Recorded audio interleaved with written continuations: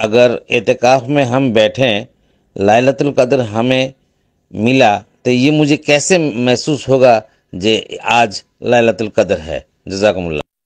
دوسرا سوال انہوں نے پوچھا یہ کیسے پتہ چلے گا کہ مجھے لیلۃ القدر مل گئی ہے؟ یہ تو ہر انسان کا اپنے رب کے ساتھ ایک تعلق ہے،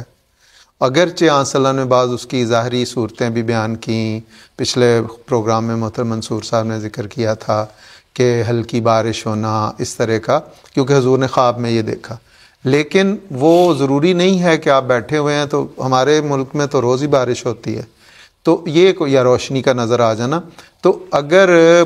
بات وہی ہے کہ اگر اس کا ضمیر اسے بتائے، ہر انسان کے لیے الگ ہے، ایک تو کہ اسے یہ خود بخود یہ احساس ہو جائے کہ میری اس پہ ایسی کیفیت طاری ہو کہ اللہ تعالیٰ مجھے میرے پرانے گناہوں سے معافی کا موقع دے رہا ہے اور آئندہ میری اپنی اصلاح کا موقع دے رہا ہے اور میری دعائیں قبول کر رہا ہے، یہی کیفیت اسے پتہ چل جائے گی کہ اسے لیلۃ القدر